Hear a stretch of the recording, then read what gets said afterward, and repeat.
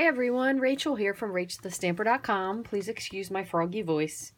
I wanted to do an update on a ways to mount your cling mount stamps, since I know this will be the majority of probably what people will be purchasing in the new catalog when it comes out. In case you missed it, they will only be carrying wood mount stamps with the large background stamps. So these bigger background stamps will have the option of being wood. However, if you order any other stamp, they will be available in photopolymer, and then this new cling mount, which you'll see the backing is a little bit different. It's a lighter gray color versus the other color of stamps. And with these stickers, they actually do stick to the blocks. It's revolutionary.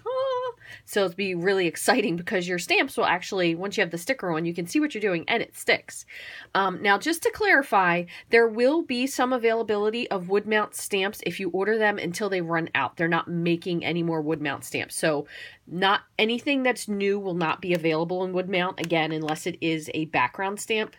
But for example, if you bought the, I'm trying to think of one that is carrying over that could possibly be. If you bought Rooted in Nature, for example, they will still have Rooted in Nature available in wood mount as supplies last, but thereafter it will be cling mount and or photopolymer, depending on the stamp.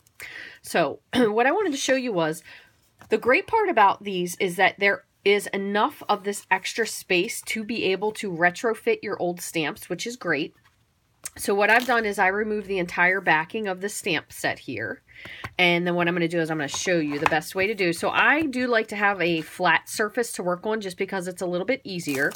And then the other thing, some people have gone and they kind of will mount all of their stamps at the same time because they do line up. So if you see here, there is a large daisy and a smaller daisy, or I should say large and medium. So the large and medium, they all are in line. So you could theoretically peel the sheet off. However, I'm still doing it this way just to make sure I line things up.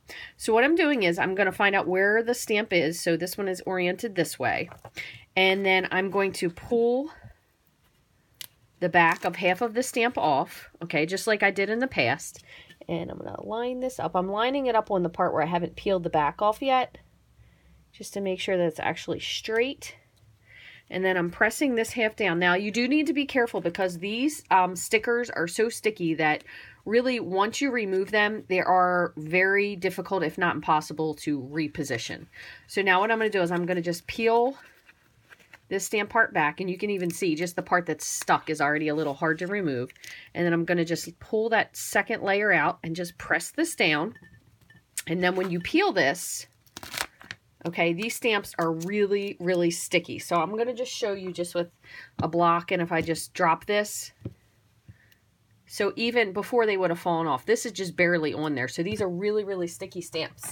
So another tip, that being said, is when you put these on, sometimes they're hard to get off, especially if it's the first time they've stuck.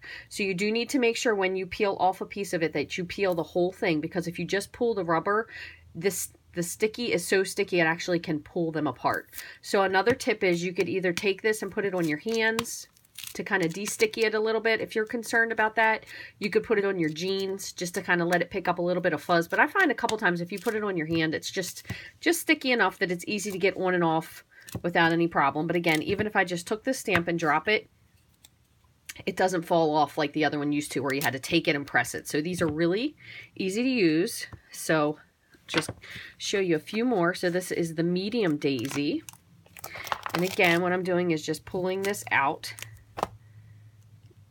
and lining it up just like so. Now, if you wanted to, another way you can do it is you can pull the whole, once you press the sticker on, you can also pull it off. That way you could flip this piece up and lift and press. Okay, but again, I would definitely take a little bit of the sticky off with your hand. And then you would just continue going. Now, one other tip I wanted to show you, and let me see, I forgot to grab a stamp set, so give me 1 second. This is actually a new stamp set. We got this at On Stage. This is called Daisy Lane, and this will coordinate with the existing Daisy Punch. So now we have 2 things to be able to use, which is really exciting. So I'm going to just set this here for now. And I'm going to show you, and I should have gotten this ahead of time, so give me 1 second.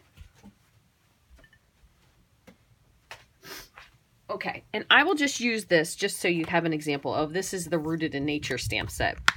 So this stamp set, these were the ones where the stickers didn't stick. And if you can tell the difference, the background of this is a very light gray. This was kind of more of like a tan color.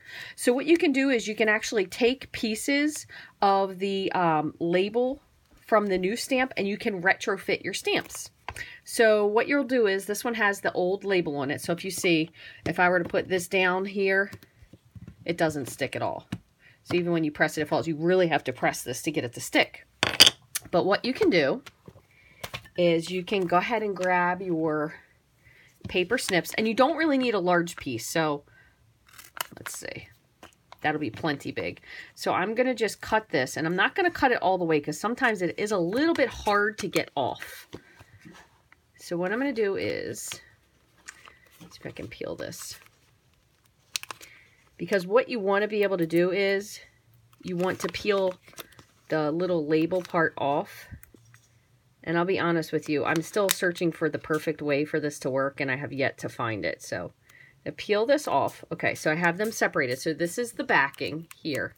This is the release paper, and then this is the sticky part. So what I'm going to do is I'm going to peel this off, kind of just holding it down with my fingernail, or you could use your paper piercer.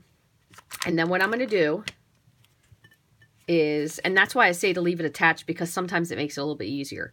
So then I'm going to take the stamp that has the sticker on it, and I'm going to put it down and just give it a push. Now remember, I didn't trim that one piece all the way through, so it might be just a teeny bit on there where I have to pop it. There we go. But now, if you can see that little squiggly piece there. So now when you put this stamp on, and since it doesn't have a full sheet of cling, I don't really do the hand thing with this one, but if you put it down, it will stay on with minimal effort. So it doesn't cling like the other one because it's only on that little spot, but it definitely is more likely to stay there with just a gentle press. So you see right now it won't fall off, where in the past it definitely would have. And then you can use these extra pieces from whatever new stamp set you order to retrofit all of your stamps, so they'll all be nice and sticky. So if you decide that you have something lined up exactly how you want it, and you put it down, and then sometimes you go and ink it and it moves slightly or it sticks to your paper. If you retrofit your stamps, then you won't have to worry about that problem at all. So I'm hoping this was a very useful tip for you guys. Again, with all of these, once you have them all done, you can use the outline of all the other pieces that you have.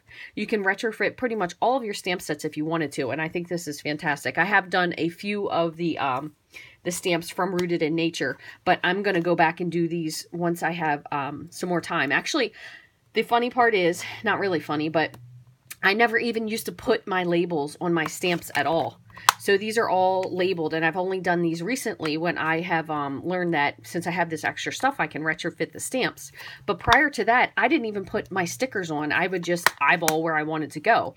So what I have to do first of all is go back and put all the stickers onto all my stamps that I'm going to keep. And then I'll go back and just add a little piece in the middle. And as a matter of fact, on this one, you can see I do have a very small square right here. And even though that is really only a very little piece, it still is enough that if I put this one, it won't fall off. So just that little teeny piece that you can see underneath of there is enough to hold this big stamp on. So you definitely don't need a large piece for the stamp, but I know sometimes if it makes you feel better, like you think it's going to stick better, you certainly can use a larger piece. And hopefully you'll have enough of this that you'll be able to recycle it, and you can get that without having to purchase anything extra to retrofit your stamps. You can just use all of your scraps. So I hope you found this video useful. If you have any questions or comments, all you have to do is send me an email at rachthestamper@gmail.com. You can find me on Instagram and on Facebook at Rachthestamper as well. And you can find me on my blog at www.rachthestamper.com. You can buy all of these supplies and more in my online store, which is rachthestamper.stampinup.net. And I would love to hear from you. If you have any questions, just be sure to send me a note. Thanks for watching.